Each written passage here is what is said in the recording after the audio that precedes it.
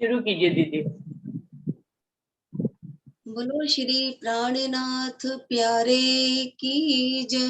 बोलो श्री सद्गुरु महाराज की जय। सर्व सुंदर साथ की जय। प्रणाम जी। प्रणाम जी। लाडलिया लाहौत की जाकी असल चौथे आसमान, बड़ी बड़ाई इनकी जाकी सिफत करे सुभान। लाडलिया लाहौत की सो उतरी अरस अजीम से, रूहे बारे हजार, सात सेवक मलायक, पावे दुनिया सब दीदार। लाडलिया लाहौत की मोती कहे जो इनको, जाको मोल न काहू होए, बारे डाली गिनती सूरत आदमी सोए। लाडलिया लाहौत की लोक जिमी आसमान के, साफ जो कर सी सब गुजर की इन गिरोह की, ऐसी देखी ना सुनी कब। लाडलिया लाहौत की खुदा देवे साहिदी खुदाई की, और ना कि न होए, करे बयान फरमावे हुक्म, लायक पूजने के सोए। लाडलिया लाहौत की सब सिफत एक गिरोह की, लिखी जुदी जुदी जंजीर, कोई पावे ना दूजा माए ना, बिना मोहम्मद फकीर। लाडलिया लाहौत की जाकी असल चौथे आसमान, बड़ी बड़ाई इनकी जाकी सिफत करे सुभान, जाकी सिफत करे सुभान। लाडलिया लाहौत की बोलो श्री प्राणनाथ प्यारे की जय। बोलो श्री सतगुरु महाराज की जय। प्रणाम जी। प्रणाम दीदी, धन्यवाद। तो साथ जी शुरू करते हैं, समय हो गया। प्रथम लागू दुई चरण को, दनिये न छुड़ाइयो खीन, लाख तली लालेड़िया मेरे जीव के ही जीवन, इन पांव तले पड़ी रहूं, धनी नजर खोलो बातून, पलना वालों निरखु नेत्रे मेरे जीव के ही जीवन, मेरे जीव के ही जीवन। बोलिए श्री प्राणनाथ प्यारे की जय, बोलिए श्री सद्गुरु महाराज की जय।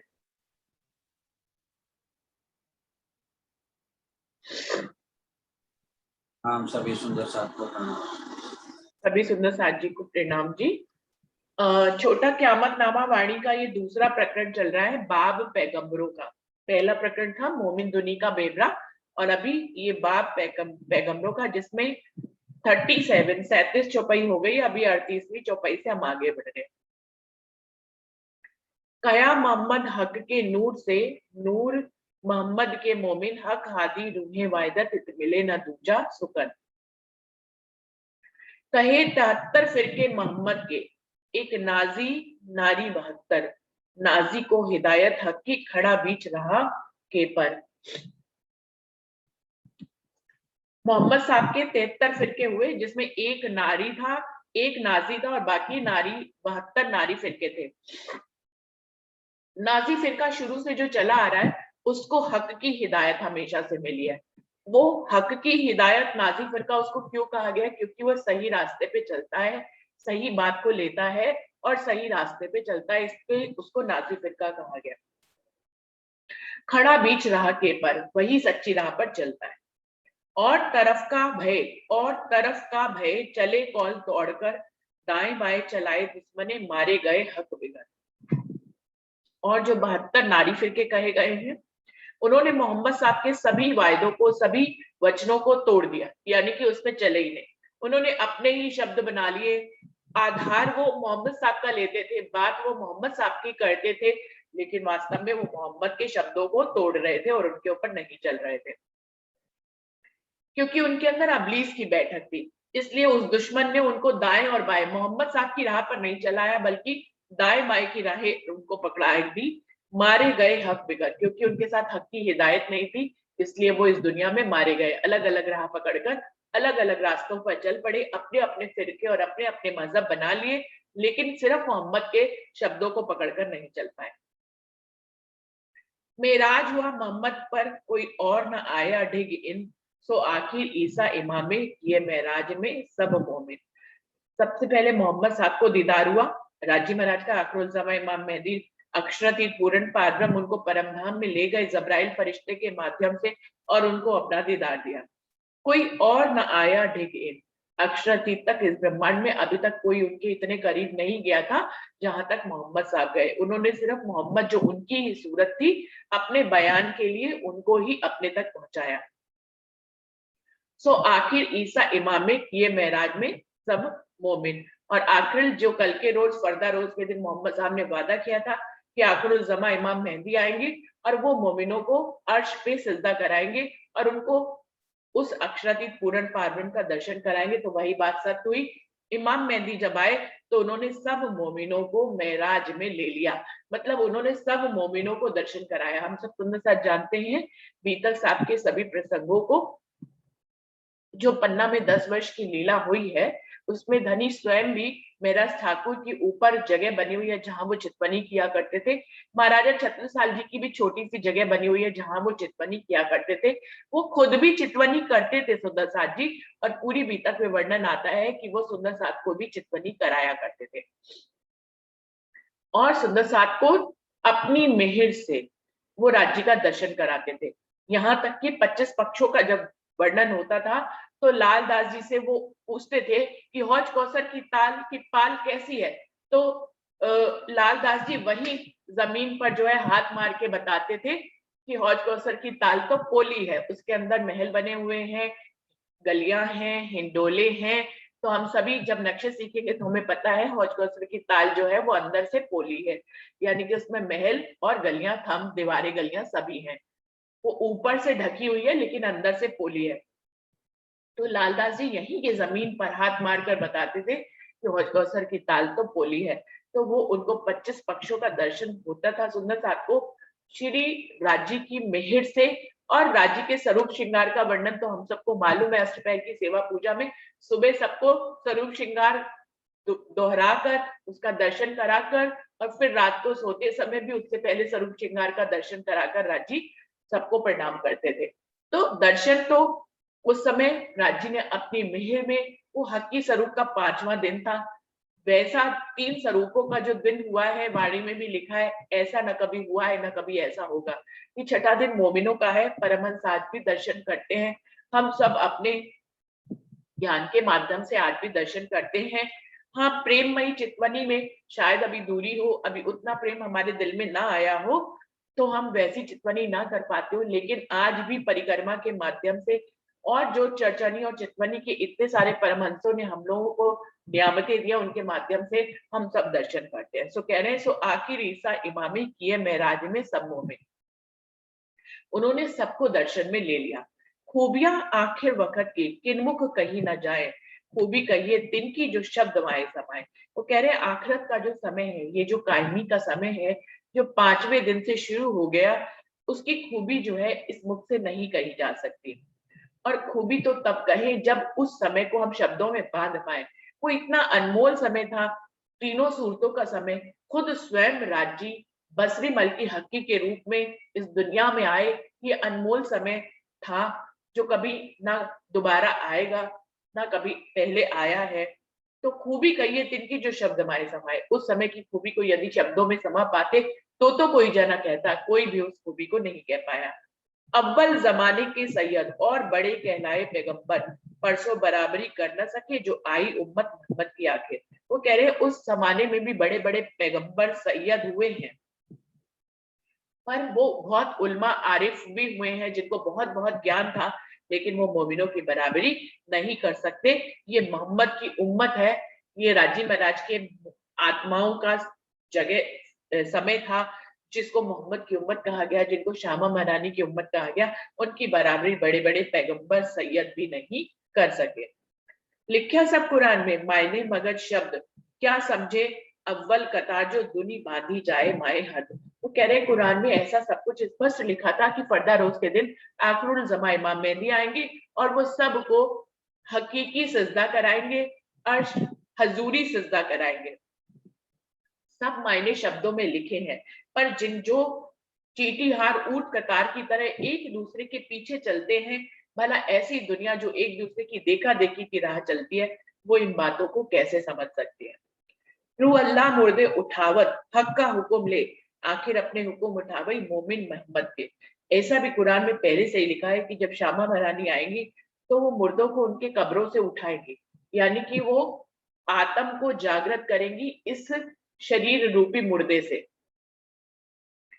राज्य महाराज के हुक्म से वो ऐसा करेंगे, पर आखिरी जमाने में राज्य के हुक्म से ही तीसरे मोहम्मद जो अपने मोमिनों को जगाएंगे।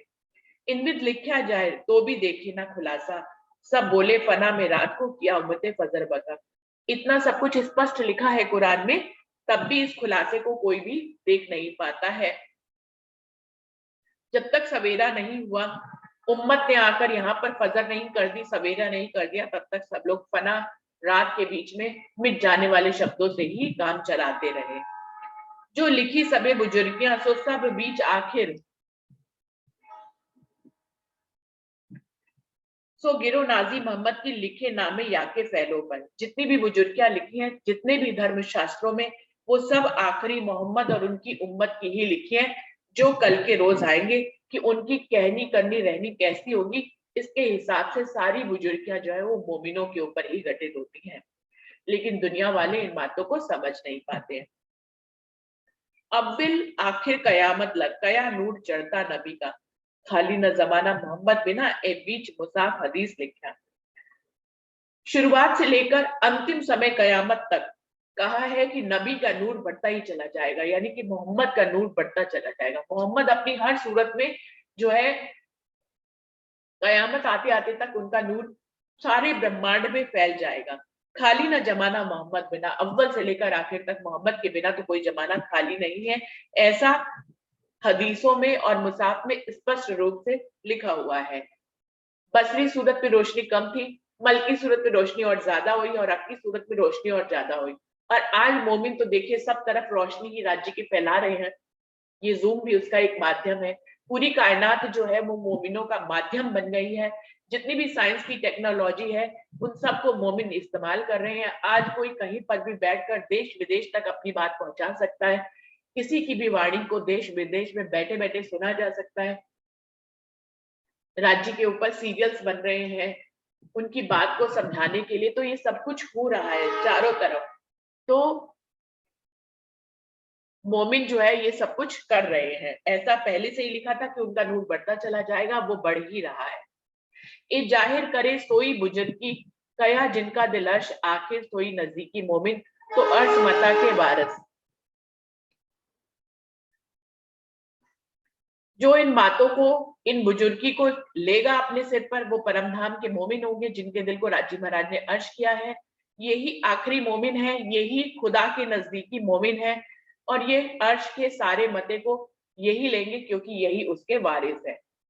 मोमिन उतरे नूर विलन से, कॉल किया हक सो जिन, कया रसूल तुम पर आपसी सो करसी तुम्हें चेतन। ये वही मोमिन है जो परम धाम से, जिनके लिए ये खेल बना है, परम धाम से वो इस खेल में उतरे हैं।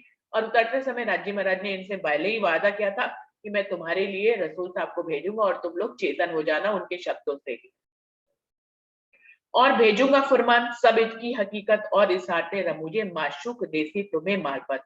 और मैं यहाँ की तुम्हारे लिए फुरमान भेजूंगा कुरान के रूप में, जो यहाँ की सारी हकीकत का बयान करेगा। और सब बातें इशारों में मैं कुछ बातों को लिखूंगा, और मेरी माशूक श्यामा मरानी जो है तुम्हें मार्फत के भेद खोलकर बताएगी। तो हकीकत की सारी बात मोहम्मद साहब कुरान के रूप में लाए, और मार्फत की सारी बात कुलजन स्वरूप वाणी के रूप में स्वयं हक की स्वरूप लेकर आए। दुनिया पैदा कलमे कुन से, असल इनो जुल्मत, जिन मिल जाओ तिनमें तुम हादी मुझसे निस्बत। राजी महाराज क्या कह रहे हैं अपने परमधाम के मोमिनों को, हे मेरे परमधाम के मोमिन, तुम ये जो कुन्न से पैदा हुए हैं, जिनकी असल ही जुल्मत है, निराकार है, तुम इनमें मत मिल जाओ, क्योंकि तुम्हारी निस्बत मुझसे और श्यामा महारानी से है। तुम्हारी निस्बत आदि नारायण से नहीं है, इसलिए उनकी जैसी चाल मत चलो। तुम मेरे मोमिन हो, तुम मेरी श्यामा महारानी की उम्मत हो, तो परम धाम जैसी कहनी करनी और रहनी करके दिखाओ। तुम निराकार वाले आदि नारायण की औलाद नहीं हो, इसलिए तुम उनके जैसी रहनी मत करो। तुम आप में रहियो साहिद और गवाही फरिश्ते, मैं भी साहिद तुम में, तुम जिन भूलो सुकने। तुम आपस में गवाही, आपस में एक दूसरे की गवाह बन जाओ। और मैंने असराफील फरिश्ते को भी मूल मिलावे तक पहुंचाकर उसको भी गवाह बना दिया है, और मैं भी तुम्हारी इन सब बातों का गवाह हूँ। इसलिए तुम एक भी शुक्र मत भूलना। इसलिए तुम परमधाम, तुम्हारी निस्बत मुझसे, इस बात को कभी मत भूलना। तुम श्यामा महारानी की उम्मत हो, तुम आदि नारायण की उम्मत नहीं हो, इसलिए रहनी जो है अपनी परमधाम जैसी करके दिखाना। सुंदर साथ जी, बहुत बड़ा जिम्मेदारी हम सबको दी थी राज्य महाराज ने इन शब्दों के माध्यम से, कि तुम परम धाम की हो, इसलिए तुम्हें रहनी कैसी करके दिखानी है, परम धाम जैसी करके दिखानी। याद की जो मेरे अर्ज को और निस्बत हक आदि, इलम देऊ मैं अपना जासो सक रहे न जर्रे की। वो कह रहे हैं तुम दुनिया में जाकर भी हमेशा परम धाम को याद रखना। तुम अपनी, मेरी और श्यामा महारानी से तुम्हारी जो संबंध है, जो रिश्ता है, उसको भी हमेशा याद रखना। मैं अपना इल्म तो दूंगा ही दूंगा, मैं अपना ज्ञान तो तुम्हें दूंगा ही दूंगा, जिससे तुम्हारे सारे संशय मिट जाएंगे। एक जर्रा जितना भी संशय तुम्हारे हृदय में नहीं रहेगा। इसलिए तुम परमधाम को और अपनी निस्बत को हमेशा याद रखना।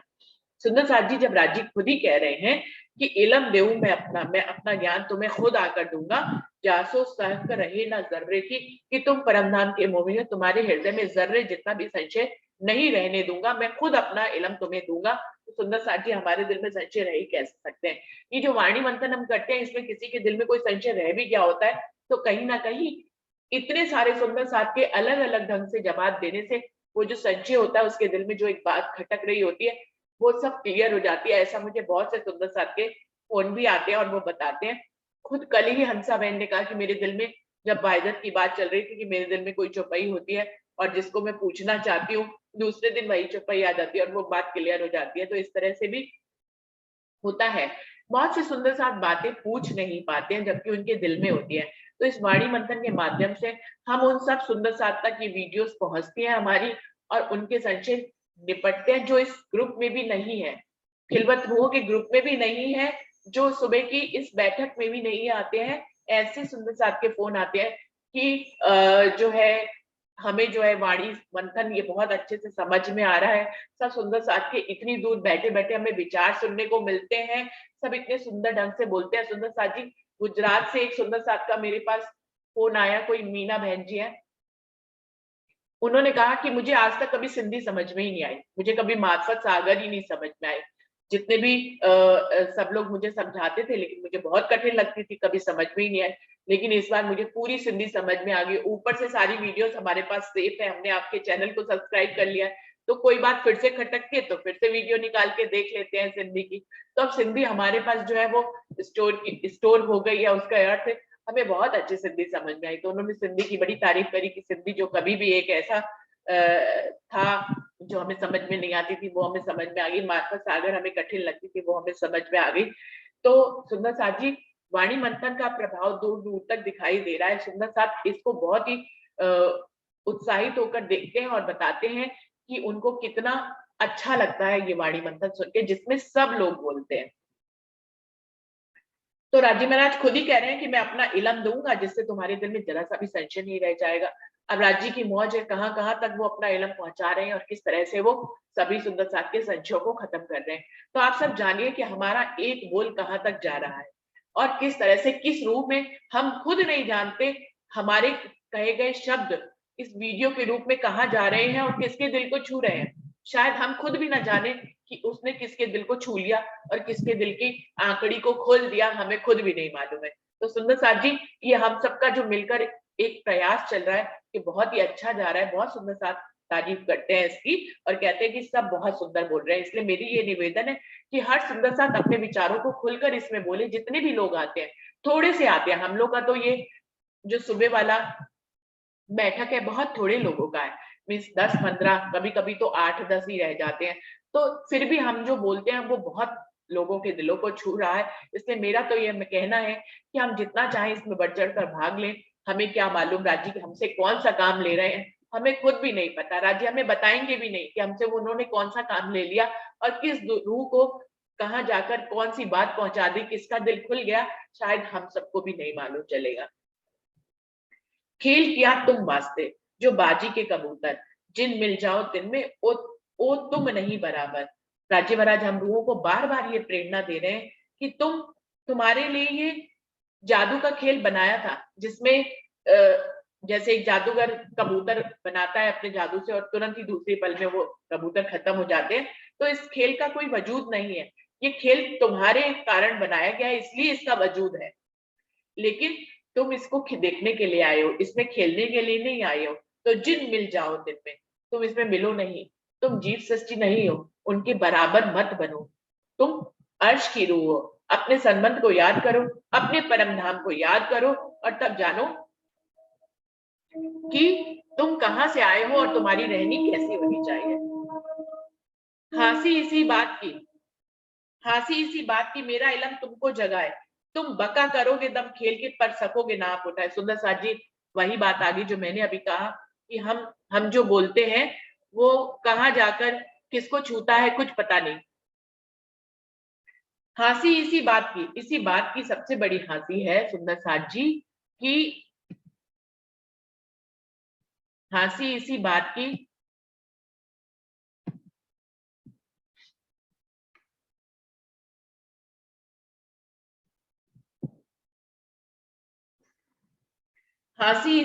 की मेरा इलम तुमको जगाए, तुम बका करोगे दम खेल के पर सकोगे ना आप उठाए। बहुत सुंदर बात कही है राज्य महाराज ने और बहुत गहरा संदेश जिसके ऊपर हम मंथन करते रहते हैं अक्सर। क्या कह रहे हैं, उस दिन एक हम लोगों का टॉपिक था कि रूहों की हंसी किस किस ढंग से होएगी। तो एक हंसी यहाँ पर राज्य ने बता दी है, हंसी इसी बात की मेरा इलम तुमको जगाए। इस बात की बहुत बड़ी हंसी होगी कि मेरा इलम तुमको जगा भी देगा। हमारे जागने में क्या संशय है, हमें राज्य राज्य के होने पे संशय नहीं है, हमें परम धाम पे संशय नहीं है, हमें श्यामा महारानी पे संशय नहीं है, हमें सदगुरु पे संशय नहीं है, हमें इस वाणी पे संशय नहीं है, हमें कुरान पे संशय नहीं है, ये खेल हुआ है इस पे भी कोई संशय नहीं है। हम लोग तो सब निशंक है देखा जाए तो। हंसी इसी बात की मेरा इलम तुमको जगाए, तो हमारे जागे में कोई शक नहीं है। राज्य महाराज ने जब सारे संशय खत्म कर दिए तो हम जाग ही गए हैं। तुम बका करोगे दम खेल के, और तुम दूसरों को भी इस वाणी से जागृत करोगे, और तुम ही उसके कारण होगे कि तुम इस सारी सृष्टि को जो है युगमाया के ब्रह्मांड में अखंड करने का कारण बनोगे। तुम्हारे कारण ये खेल बनाया गया है, अखंड परमधाम की रूहों के कारण ये खेल बना, इसलिए ये खेल अब मिट नहीं सकता, इसको तो अखंड होना ही है। इसका कारण क्या है? क्योंकि राजी, श्यामा जी और रूहें हम सब इस खेल में आई हैं। तो क्या करें? तुम बका करोगे दम खेल के। ये जो काल माया के ब्रह्मांड में ये जो आदि नारायण की औलाद है, जीव सृष्टि है, तुम इन सबको अखंड कर दोगे योग माया के ब्रह्मांड में। पर सकोगे ना आप उठाए, लेकिन खुद को परातम में उठा नहीं पाओगे। वो तो जब राज्य चाहेंगे तभी होंगे। उन्होंने हमें दुनिया को अखंड करने की बुजुर्गी हमें दी है। वैसे तो देखा जाए सुंदर साथ जी, करने कराने वाले सब राज्य का हुक्म है, लेकिन उन्होंने अपनी रूहों को वो साइडी दी, उन्होंने उनको वो बुजुर्गी दी। ये बात बिल्कुल वैसी है कि पति अपनी पत्नी से बहुत प्रेम करता है, तो वो क्या करता है? अपनी बीवी को ही सम्मान दे देता है हर जगह, करता सब पीछे से हाथ उठता है, लेकिन खुद वो पीछे हो जाता है और अपनी पत्नी को वो सम्मान देता है कि सब कुछ इसने किया। बिल्कुल ऐसे ही श्यामा महारानी और हम रूहों को राजी महाराज वो कारज कारण देंगे कि हम जागेंगे इस इलम से, और फिर हम दूसरों को जगाएंगे भी इस इलम से। इस प्रकार से जो इस तारतम वाणी के करीब आता जाएगा, इसका एक शब्द भी सुन लेगा, तो वो योग माया के ब्रह्मांड में अखंड होता चला जाएगा। लेकिन हमारे अंदर ये हुक्म अभी भी राज्य ने पारित नहीं किया कि हम परम परातम में अपने आप को उठा सके। तो कह रहे इसी बात की हंसी है, दुनिया भर को जगाते फिरेंगे लेकिन खुद परातम में जाग नहीं पाएंगे। फिर से पढ़ रही है इस चौपाई को सुंदर साथ जी। हंसी इसी बात की, मेरा इलम तुमको जगाए, तुम बका करोगे दम खेल के, पर सकोगे ना आप उठाए, लेकिन खुद को जगा नहीं पाओगे। ऐसा फरेब दिखाती तो भूजो खबरदार, तुम जिन भूलो आप अर्स मुझे, मैं तुम्हारा परवरदिगार। मैं ऐसा खेल फरेब का तुम्हें दिखाने जा रहा हूं, तुम सब खबरदार हो जाना। तुम ना तो मुझे भूलना, ना परम धाम को भूलना। मैं तुम्हारा परवरदिगार, अल्लाह बेरब की, मैं तुम्हारा खुदा हूं, मैं तुम्हारा परवरदिगार हूं, मैं तुम्हारा खाविंद हूं। इस बात को कभी भी मत भूलना। हम कबू ना भूले तुमको, बैठेंगे पकड़ कदम, हम तुम्हारे ऐसे आशिक, तुम्हें छोड़े नहीं एकदम। तब रूहें जवाब में ये कहती हैं कि हम तुमको कभी नहीं भूलेंगे, हम तो आपके चरण कमल पकड़ के बैठ जाएंगे। जब हम आपके चरण कमल पकड़ेंगे तो भला हम आपसे दूर कैसे होंगे? हम दूर नहीं हो पाएंगे आपसे, तो आपके चरण कमलों को पकड़ के बैठे हैं, हमने छोड़े ही नहीं, छोड़ेंगे ही नहीं हम आपके चरण कमल। जब हम छोड़ेंगे नहीं तो हम आपसे दूर कैसे हो जाएंगे? हम तुम्हारे ऐसे आशिक, हम तो तुम्हारे हमेशा से आशिक थे। इसी बात का तो रब्द था कि हम राज्य महाराज के आशिक है। राज्य कहते थे कि मैं तुम्हारा आशिक हूं और मेरे से सब प्रेम तुम्हारे अंदर जाता है, इश्क जाता है, जिससे तुम भी अपने आप को आशिक मानती हो। हम तुम्हारे ऐसे आशिक, तुम्हें छोड़े नहीं, एकदम एक दम के लिए भी, एक सांस के लिए भी, एक पल के लिए भी हम तुम्हें छोड़ने वाले नहीं है, ऐसा रूह ने दावा किया। तुम साहिब हमारे ऐसे मासूक, हम ऐसे तुम्हारे आशिक, तुमको क्यों हम भूलेंगे और दोगे इलम बेशक। आप हमारे साहिब हो, हम आपके माशूक हैं, हम तुम्हारे आशिक हैं, भला हम तुमको कैसे भूल जाएंगे? और ऊपर से तुम उस खेल में आकर हमें इलम भी दोगे, अपना ज्ञान भी दोगे, तो भला हम कैसे भूल जाएंगे? और अगर भूल सकते ही नहीं, पहले तो इसी बात का है कि हम तुम्हें भूल ही नहीं सकते, ऊपर से तुम्हारा ज्ञान भी हमारे साथ में होगा, तो हम भला कैसे भूलेंगे तुम्हें? हम नहीं भूलेंगे तुम्हें।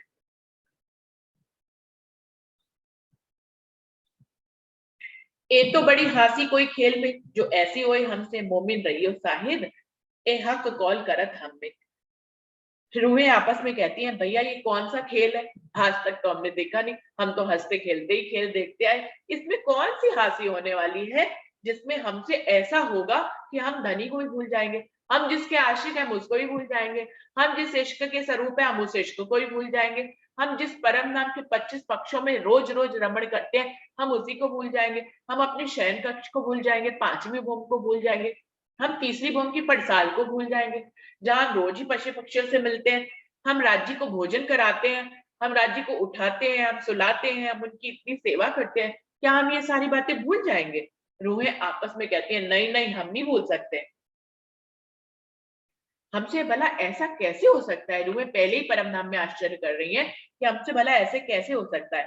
मोमिन रहियो साहिब तो आपस में एक दूसरे को कहती है कि तो हम सब गवाह रहेंगे इस पल के, ये परम धाम के।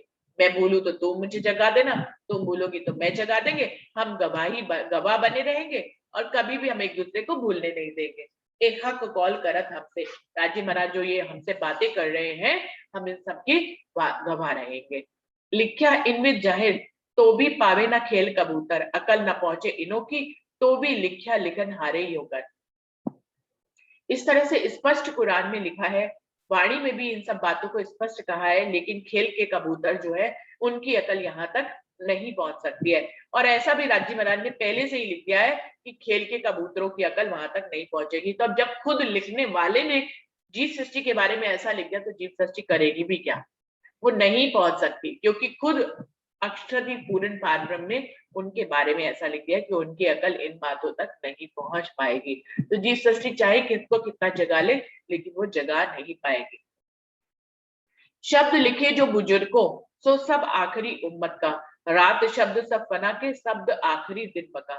जितने भी शब्द बुजुर्गियों के लिखे हुए हैं वो सब आखिरी उम्मत पर ही घटित होते हैं। जो रात्रि के समय जितने भी शब्द थे वो सब फना हो जाने वाले हैं। जब तक राजी महाराज इस तारतम वाणी से सवेरा कर देंगे तो सारे रात के शब्द जो है वो अपने आप ही छुप जाएंगे। तो ए बड़ाई सब उम्मत की जो कही मोहम्मद की आखिर, वह खाबंद कहे खेल के एक खेल के कबूतर। इस प्रकार से उम्मत की बहुत बढ़ियाई लिखी है, बहुत बुजुर्गी लिखी है। मोहम्मद ने अपने शब्दों में आखिरी मोहम्मद की भी बहुत बढ़ियाई लिखी है, हक्की स्वरूप की। और ये भी कहा, इतना बड़ा अंतर करके दिखाया है कि वो खेल के कबूतर है और ये खेल के खाबिंद है। इनके कारण खेल हुआ है और वो जो खेल के कबूतर हैं वो इनके कारण बने हैं। तो ये खेल के खाबिंद हो गए। दुनिया जो है इस खेल का खाबिंद आदि नारायण को मानते हैं या ब्रह्मा विष्णु महेश को मानते हैं, लेकिन राजी महाराज यहाँ स्पष्ट कह रहे हैं कि इस खेल के खाबिंद, इस खेल के सरदार, इस खेल को के कारण, इस खेल के खुदा जो है वो परम धाम के मोमिन है। और राजी महाराज की 3 सूरतें हैं। और जो दुनिया वाले हैं वो खेल के कबूतर हैं, जो ना कभी थे, ना कभी हैं और ना कभी होंगे। तो खेल देखने वाले और खेल खेलने वालों में बहुत बड़ा अंतर है। एता फर्क कया जाए तो भी करे इनकी सरभर, वह फर्क मुर्दे जो जीवते पर क्या करे अकल बिगड़। वो कह रहे हैं इतना बड़ा फर्क रखा है, एक जो खेल देखने वाला, एक जो खेल खेलने वाला, फिर भी इनकी बराबरी जीव सृष्टि कर दिया परम धाम के मोमिनों के। पर राज्य महाराज करें ये कर भी क्या सकते हैं, इनकी तो अकल ही, पर क्या करें अकल बिगड़। अकल के बिना इनके पास वहां तक की अकल ही नहीं है, तो ये क्या कर सकते हैं, इसलिए ये मोमिनों का दावा ले लेते हैं। फुरमान ले आया हक्का मोहम्मद आया किन ऊपर, एती खबर किन ना करी जोलो हुई आखिर। कि राज्य महाराज किसके लिए फुरमान लाए हैं, मोहम्मद किन के लिए आया है, ये खबर आज तक, जब तक आखिरत समय नहीं आया तब तक किसी को भी ये खबर नहीं मिली। बीती सदी 11 लाए रसूल फुरमान, बड़े बड़े उलमा आरिफ कावे पर पड़ी ना कहूं पहचान। जब 11वीं सदी बीत गई, 12वीं सदी आ गई, तब रसूल जो है इस तारतम वाणी को लेकर आए। जितने भी बड़े बड़े उलमा आरिफ कहलाते थे, पर किसी को भी इस बात की पहचान नहीं हुई कि कुरान की सारी शफकत बरकत उठकर इधर आ गई। पड़सी को फुरमान को लेसी को हकीकत, कलाम अल्लाह को खोलसी को लेसी हक मार्फत। इस बात को वो लोग समझ नहीं पाए कि इस फुरमान को कौन पढ़ेगा और इसकी हकीकत को कौन लेगा, इसके कलामों को कौन खोलेगा और इसकी मार्फत को कौन लेगा। तो ये सारी बातें उम्मत ही करेगी, जीव सृष्टि नहीं कर पाएगी। जो लो फुरमान खुलिया नहीं तो लो रात है सब में, यही फुरमान करती फसल जब लिया हाथ हादी ने। जब तक ये तारतम वाणी से कुरान के भेद खुल नहीं जाएंगे तब तक सब में रात ही रहेगी, लोग अज्ञानता में ही चलते रहेंगे। ये तारतम वाणी ही सबके बीच में सवेरा करेगी। जब लिया हाथ हादी ने, जब हादी श्यामा मरानी अपने हाथ में इस पैगाम को ले लेंगी और इसको अपने तारतम वाणी से, अपनी तारतम ज्ञान की कुंजी से खोलना शुरू कर देंगी, तो सवेरा हो जाएगा, क्योंकि ये खिताब ही श्यामा मरानी के हाथों में है। कौल तोड़ जुदे किए कुफरे मेटे मसी तरफ का, एक दिन तब होए सी दिन उगे अर्श बका। मोहम्मद के शब्दों को तोड़कर अलग अलग जो है बंटवारे कर लिए सब लोगों ने, लेकिन जब मार्फत का सूर्य उदय होगा, हकी स्वरूप आएंगे और वो इस तारतम वाणी से सबको एक दिन में वापस ले आएंगे। जो अलग अलग बिखर गए थे वो सब फिर से एक दिन में आ जाएंगे। ए अव्वल गया मोहम्मद ने, आए ईसा मारसी दज्जाल, साफ दिल होती सबो कराए दीदार नूर जमाल। ऐसा मोहम्मद साहब ने पहले से ही कहा कि ईसा रूअल्लाह जब आएंगे तो सबके दिलों को साफ कर देंगे इस तारतम ज्ञान की कुंजी से। सबके जो है अंदर का जो शैतान है वो मर जाएगा और वो सबको राजी महाराज का दीदार करा ही देंगे। इमाम इमामत उम्मत की करसी अर्ज अजीम ऊपर, ए होसी हयाती सजदा तब हुई तमाम फजर। कि जब आखिरुल ज़मा इमाम मेहंदी आएंगे तो सारी वो उम्मत के बीच में इमामत करेंगे। उम्मत के बीच में इमामत करने से क्या तात्पर्य सुंदर साथ जी, कि वो अपना हुक्म लेकर आएंगे, वो सवेरा कर देंगे और सब तारतम वाणी की रोशनी से सब जागृत हो जाएंगे और वो सबको जो है हयाती सिजदा कराएंगे, यानी कि अखंड सिजदा परम धाम में कराएंगे। तब समझो कि यहाँ पर फजर हो जाएगी, सवेरा हो जाएगा। तो सुंदर साथ जी समय यहीं पे खत्म हो रहा है, 70 चौपाई तक हम पहुंच गए हैं। यहीं पर चौपाई को दोहराते हैं। इमाम इमामत उम्मत की करसी अर्ज अजीम ऊपर, ए होसी हयाती सजदा तब हुई तमाम फजर, तब हुई तमाम फजर। बोलिए श्री प्राणनाथ प्यारे की जय, बोलिए श्री सद्गुरु महाराज की जय, सर्व सुंदर साथ की जय। प्रणाम जी, सभी सुंदर साथ जी को प्रणाम।